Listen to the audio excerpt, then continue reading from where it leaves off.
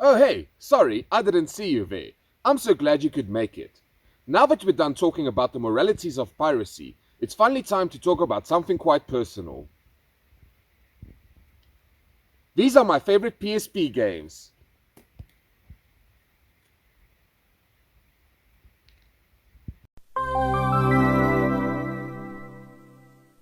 The Sony PSP played a huge part in my gaming journey growing up. Even though times were tough back then, I could always kick back after a long day and escape with my games for hours. One of the best parts of the PSP is its huge library of awesome games that pushed the boundaries of what we thought handheld consoles were capable of. With tons of great titles on the system, there was never a shortage of good games to dig into, but it does make narrowing down my favorite PSP titles to fit on this list quite challenging. But I think I finally did it. Wait, no, this is a shopping list. This list is by no means the best PSP games, and it is in no particular order, as what I feel like playing can change on a daily basis. In some cases, I try to recommend a single game from a series, but in other cases, just play all of them. I mean, come on! Another thing that I need to make clear is that I do not encourage piracy. Unless you have a really cool boat. But even then it's bad. So, without any further delay, let's get into the games. The first game on the list is one I've covered before. Heck, I even baked a cake for it. Fat Princess Fistful of Cake uses a bit of real-time strategy, a pinch of action, a dash of capture the flag, a spoonful of humor, and mixes it all together into a delightfully fluffy experience. And it's moist. Fistful of Cake is a more compact, yet expanded version of the original game on the PS3. Although the maximum amount of players is reduced from 32 to 16 in this version, having a portable version of the game, along with newly added chapters to the story, is worth it. The game mostly plays like a capture the flag game, but instead of a flag, you need to capture or rescue a princess. Princesses can be fed cake to increase their size to make them more difficult to carry. You start as a villager that can slap hard, but you can put on different hats to change your class and gain different abilities or advantages, such as increased hearts or unique attack styles. There's a variety of modes, such as Team Deathmatch and Grim Reaper, where all of the other players fight against the character with a special hat. Besides the Grim Reaper and Soccer mode, all the other modes can be played on various unique and fun levels with their own environments and hazards. There is unfortunately no longer online support, like with most other games on the system. And unfortunately, online was where most of the game's fun lied, but it still has a humorous single-player story, and you can still drop in for a match or two against a dumb AI, or even against some friends locally if they also have the game. Anyone? Next on the list is a series that manages to brighten up my mood, Loco Roco. The series features a charming colorful art style and adorable little characters, all mixed into a unique platforming experience. In the games, you control a group of round cheerful creatures called Loco Roco that you need to guide through a variety of levels by tilting the world left or right using the shoulder buttons. Oh boy, I think I'm gonna be sick from having so much fun. You can also click in both shoulder buttons to make the Loco Roco bounce to reach new heights. Loco Roco can join together to grow bigger or split up into smaller individual Loco Roco in order to help them overcome different obstacles that stand in their way. If you're looking for a fun and colorful experience filled with secrets to discover on the PSP, you can't go wrong with adding a Loco Roco game to your collection. The PSP was blessed with a vast selection of Need for Speed games, some better than others, but you can't really go wrong with any of them. Except for Need for Speed Pro Street. What the hell do they think this is? Gran Turismo? Need for Speed is a series that delivers some of the most fun, fast-paced racing action, and the transfer to a smaller handheld console managed to keep everything you need to get your adrenaline pumping. The games feature some form of vehicle customization, an array of vehicles to choose from, and the games usually focus on illegal street racing. Except for Need for Speed Pro Street. What the hell were they thinking? Like, for real? My personal pick out of the selection of available Need for Speed games on the PSP is Need for Speed Most Wanted 510, which added the addition of cops that will try to take you down in the game. It is the one that most of my friends played, so I might just be picking it for nostalgic reasons. Nonetheless, it is still an awesome racing game from a superb racing franchise to take on the go, and features a playlist that is reason enough to give it a play. Probably my favorite title on this list is Final Fantasy Crisis Core. It is an action RPG game that is probably one of the best looking titles on the console. I said one of the best, but art style does play a bigger role than good graphics, so technically Loco Roco can be the best looking game on the PSP. Good looks aside, this is one of my favorite PSP games due to the fun gameplay and gripping storyline. The story follows Zack, a promising member of Soldier, as he embarks on an epic journey that ultimately leads up to the events of Final Fantasy VII. The real one, not the re-thing. The game uses action combat where you can run in circles, attack, and use materia or items. Going in and out of combat is really quick as there is no separate fighting location, and instead, you fight the enemies within a certain space depending on where you are. The story has a lot of meat on its bones, and there's a crap ton of side missions to complete. Although, it does not feature an open world where you run between towns. The world and its different locations you visit throughout the story makes the game's world feel huge. Whether you're a fan of Final Fantasy games and stories, or you're just looking for a fun action RPG, then you can't go wrong with this title, which has now been re-released on other platforms. I did try playing it on the Nintendo Switch, but due to the voice actors changing, I just couldn't get into it. This shouldn't be a problem for people new to the game, but might put off returning players like myself, who originally played the PSP version. So, I'm just gonna keep playing it on the device that's best for me. The PS Vita. One of my favorite fighting franchises of all time is Tekken.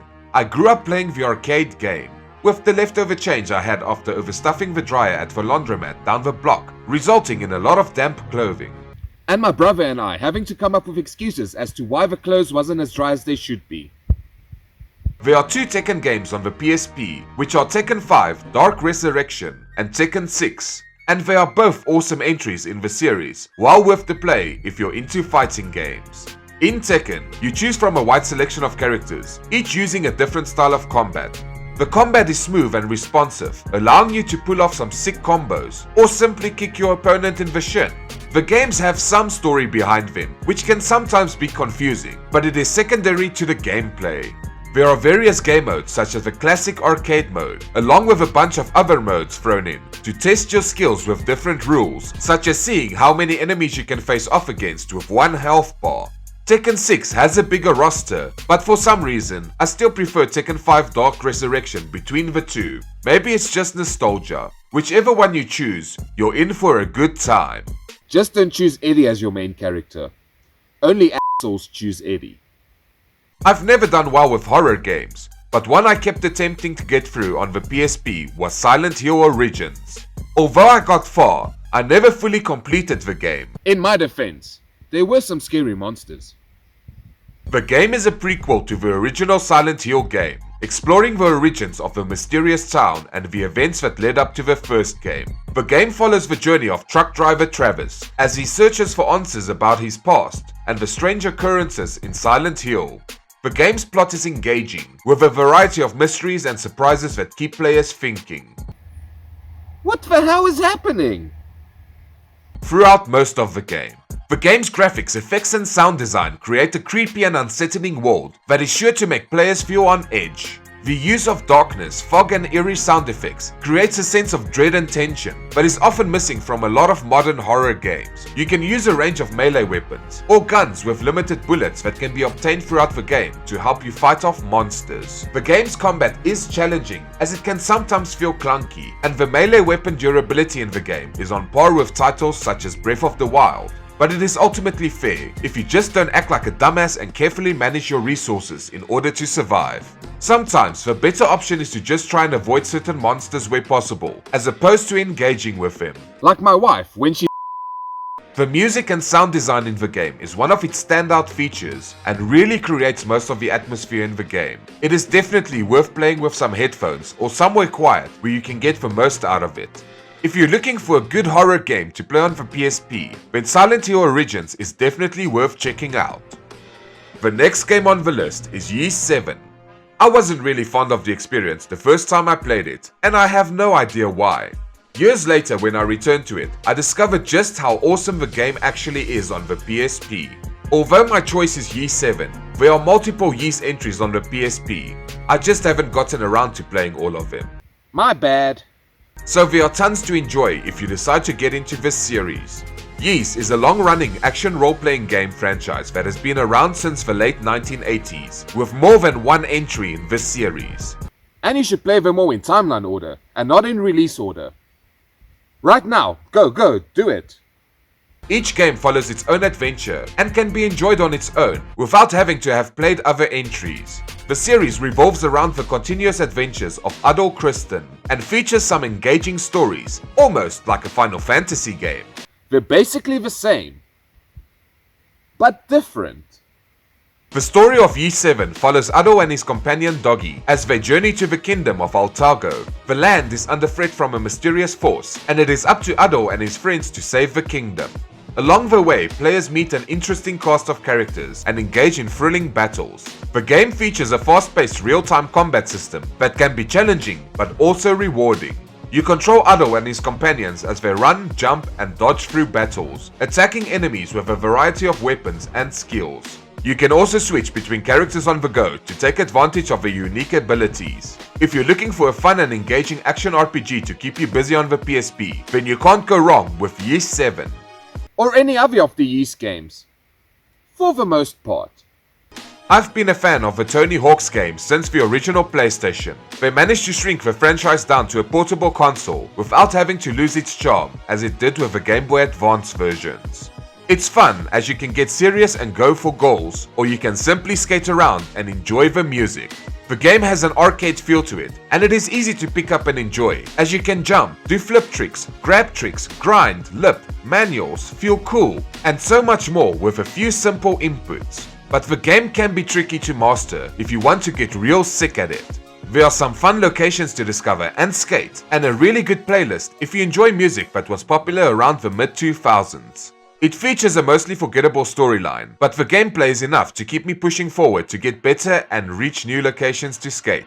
Most of the game's tasks have different levels of difficulty, ranging from those who just want to enjoy the experience up to those who have absolutely nothing to do with their lives. Why is everyone staring at me? Some tasks can be punishingly tough and can motivate some to get better, but also discourage others from trying. Even so, I know I'm going to be in for a fun time when I launch Tony Hawk's Project 8 on the PSP. So you should probably do it as well. On to the next game. I never played the original Mega Man games. I mean, I tried to play them, but I didn't really play them. I finally got to enjoy more of the franchise when they released Mega Man Power Up on the PSP. Mega Man Powered Up is a remake of the original Mega Man game, featuring updated graphics, sound, and some new gameplay mechanics. The graphics are updated to a super deformed 3D style, as opposed to the original 8-bit style, which could put some people off, but it doesn't take away from the fact that it still offers a fun experience. Players control Mega Man as he battles through a series of stages, defeating robot bosses and acquiring their weapons. The game can be quite challenging at times, and some of the later stages and bosses require a high degree of skill and precision to complete, which may be frustrating for some players. However, with practice and persistence, most players should be able to overcome these challenges and enjoy the game to its fullest. Like real gamers do. One of the features of Mega Man Powered Up that I found really cool is the ability to play as the robot bosses themselves. After defeating a robot boss in a certain way, you can unlock and play as each of the robot bosses, each with their own unique moves and abilities. This adds a level of variety and replayability to the game, as players can experiment with different characters and strategies. There is also a challenge mode where you need to complete different challenges thrown at you, as well as a level editor where you can build your own stages, although sharing it these days is not as easy as it used to be. And that sucks. I was surprised when I found myself enjoying Sid Meier's Pirates as much as I did. And I didn't even need to pirate the game. I just stole it from my brother instead. The game is a remake of a classic 1987 game of the same name, featuring updated graphics and gameplay mechanics. The game puts you in the role of a pirate captain as you sail the Caribbean, battling other ships, completing missions and seeking treasure. The game features a variety of gameplay mechanics, including ship-to-ship combat, sword fighting, and even sections with strategy elements. There are a variety of ships to acquire, each with its own strengths and weaknesses. Players can upgrade their ships with new weapons and equipment to give them an edge in battle. With so many different parts to the game, some parts can feel a bit weird or very different to the rest, but they all come together to give you an awesome combined experience. It is a game that I find myself spending more time with than I intend to do, and is a great addition to add to your PSP library, as long as you're not a jerk about it. Okay, this is a safe zone, and we don't judge anything. Ever. At all. I really enjoyed playing The Sims 2 Castaway on the PSP. The Sims 2 had some creative spin-offs on the PSP, and my favorite of them was The Sims 2 Castaway. It is a simulation game that follows a group of Sims who have become stranded on a deserted island after a shipwreck. You create your own sim using a small selection of customization options to play through the game. It features a variety of survival and exploration mechanics, including gathering resources, building shelters, and crafting tools or clothes. Players also have to manage their sim's needs, such as hunger and hygiene, while exploring the island and uncovering its mysteries. There is a story to play through, but I was never bothered by it. I enjoyed crafting and collecting while doing things at my own pace. The game can feel quite slow-paced at times, as you need to spend a lot of time gathering resources and completing repetitive mundane tasks, which may put some people off, but is great if you're looking for a slower-paced experience that you can spend a lot of time with. Or if you're a cool person. Like me! There used to be a time when Prince of Persia games were also a thing that was considered as cool as me. During the PSP era, we got our fair share of fun titles from the franchise on the system. Some might even argue that we got too many of them, but not me. I wouldn't even know where to start that argument. Prince of Persia has been around for a long time, and when it finally got adapted to 3D, the franchise blew up even more. This franchise feels like the catalyst that helped launch other franchises, such as Assassin's Creed, and made the action-adventure genre feel cool and edgy. I remember how big of a thing it was that you could do brutal kills, and how some parents hated it. Which is probably why it was so popular in the first place. Popularity aside, the Prince of Persia games offer a lot to be enjoyed, even with their handheld versions. If I have to pick just one, I would go with Prince of Persia Revelations, but even Rival Swords is not a bad option. The games have some fun platforming sections, with a lot of acrobatic maneuvers to make it look even cooler.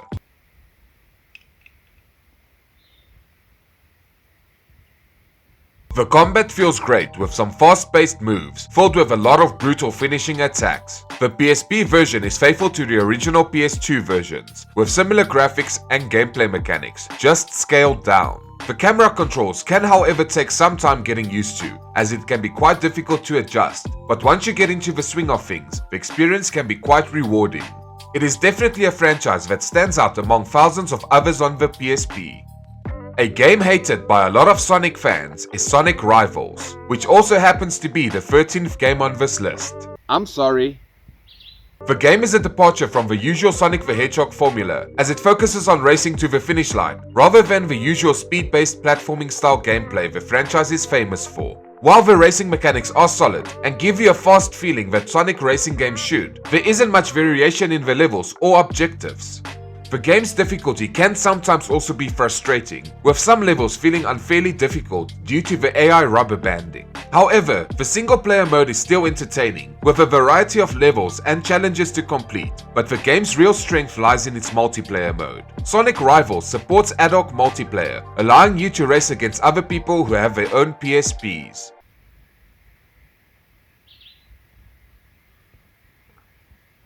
Overall, Sonic Rivals is a solid racing game that offers a unique take on the Sonic the Hedgehog franchise. Fans of the series or fans of racing games that don't use cars should consider giving Sonic Rivals a try, especially if you live in a habitat where you can play with others. Seriously? Is there no one else around? Well then, I'm gonna commit a crime. An experience I'm glad I didn't miss out on the PSP is Kingdom Hearts Birth by Sleep. It is an action role-playing game that tells a prequel to the story of the original Kingdom Hearts game, following 3 young Keyblade wielders on their journey to become Keyblade Masters. The game features a complex storyline that ties into a larger Kingdom Hearts universe, but can still be enjoyed on its own. Just like sex. One of my favorite parts of the game is that you can play the story as any of the 3 available characters, each with their own mechanics, story, and path that sometimes overlaps with that of the other characters, giving players a reason to give a game multiple playthroughs to experience each character's story.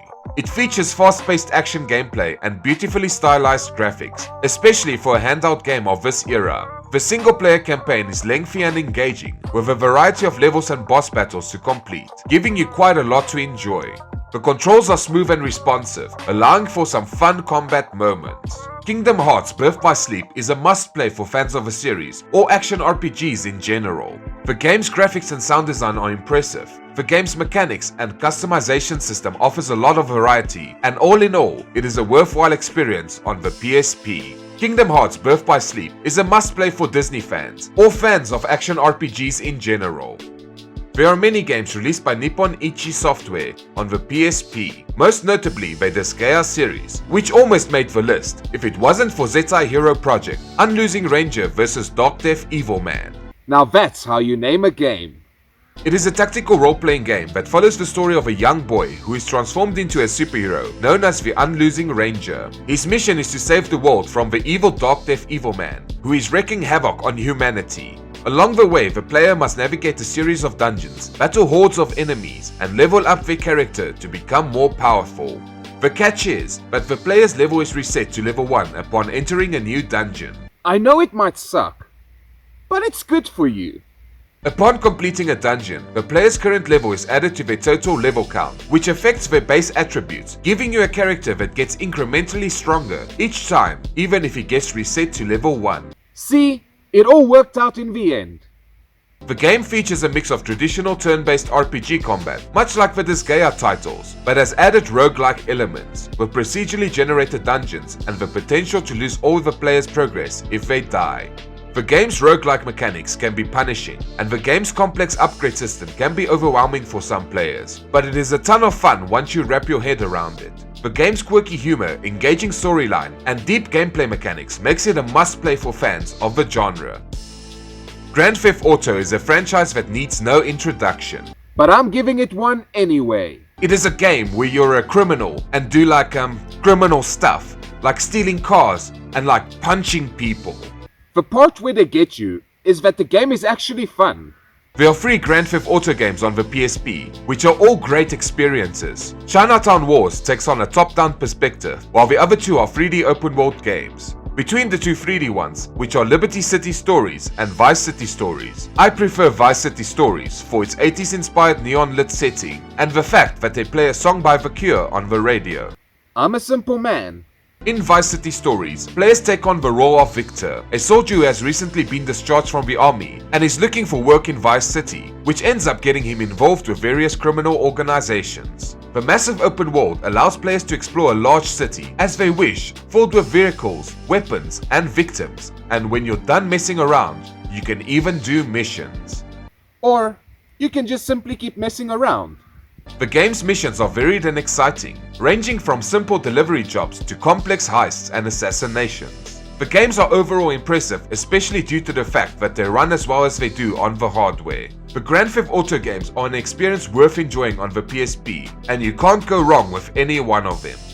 Probably one of the PSP titles I've spent the most time on is Persona 3 Portable. They didn't have Pokemon. Persona 3 Portable is a role-playing game that helped make Persona one of my favorite franchises on the PlayStation consoles. The game is a remastered version of the original Persona 3 game, which was released on the PlayStation 2, and though the graphics might have been slightly downgraded, the art style and awesome experience remains intact. In Persona 3, players take on the role of a high school student who discovers that they have the ability to summon powerful creatures called Personas. These Pokemon, Personas, are used to battle monsters known as shadows, which lurk in the dark hour, a time period that occurs between midnight and the next day.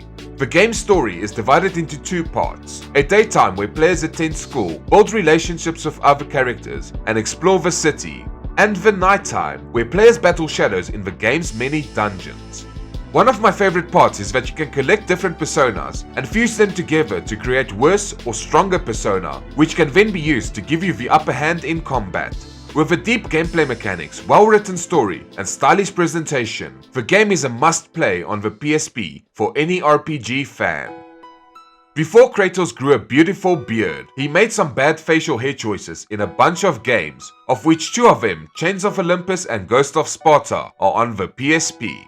The game follows the story of an angry person as he battles against mythological creatures in ancient Greece. And boy is he mad.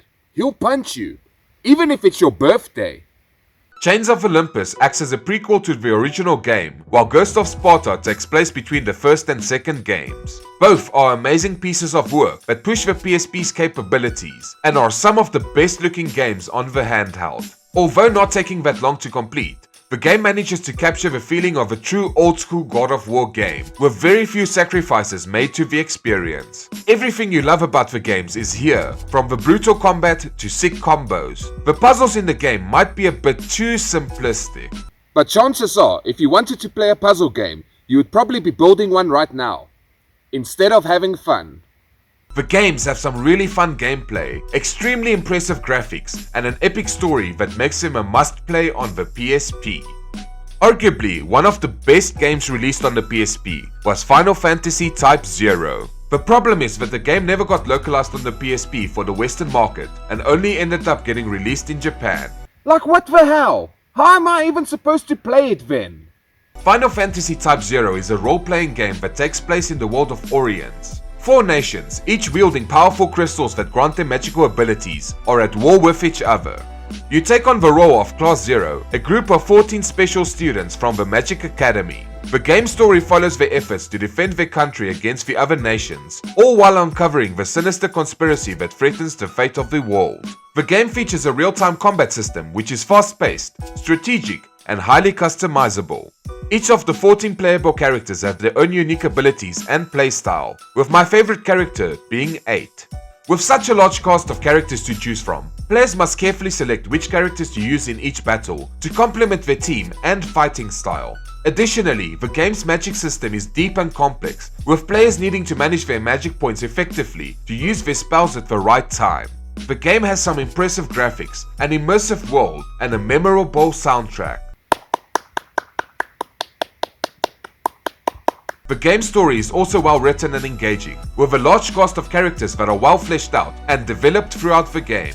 The sheer number of playable characters can be overwhelming for some players, but don't let that put you off, as all that it means is that you have more unique fighting styles to experiment with throughout the game. Final Fantasy Type 0 is a fantastic RPG that is well worth playing for fans of the genre. Its deep combat system, immersive world, and engaging story make it one of the best RPGs on the PSP, and a must-play for any Final Fantasy fan, and is only available due to the hard work of fans translating the game, and piracy. Thank you, pirates. You allowed me to have an awesome time with this game. Last but not least is Minecraft. Don't ask me how I played Minecraft on the PSP, as it was never officially released on the platform. But here we are. If that wasn't enough to keep you busy, here are a few more that just didn't make the list and is worth checking out.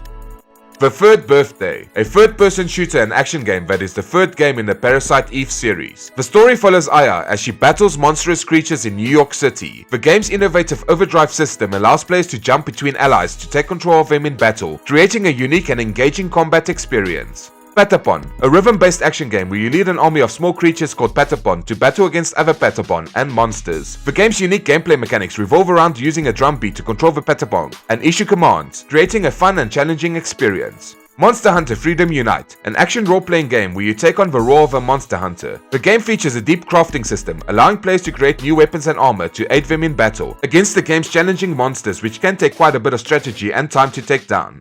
Echochrome, a fun little puzzle game. The game's unique gameplay mechanics revolves around manipulating the perspective of the game's black and white world to create optical illusions and solve puzzles. The game's art style and engaging puzzles makes it a standout title on the PSP. The City of Final Fantasy, a fighting game that features a roster of characters from multiple games in the Final Fantasy series, each with their own unique abilities and playstyle. The game's deep combat system and engaging story mode makes it a standout title on the PSP. So there you have it. These are all games that kept me entertained for endless hours on the PSP while growing up, and these experiences are still ones that I love returning to again and again, even after all these years. I had a lot of fun with them, and I hope that you will have fun with them too. Just don't ask me how I got them. You don't want to know.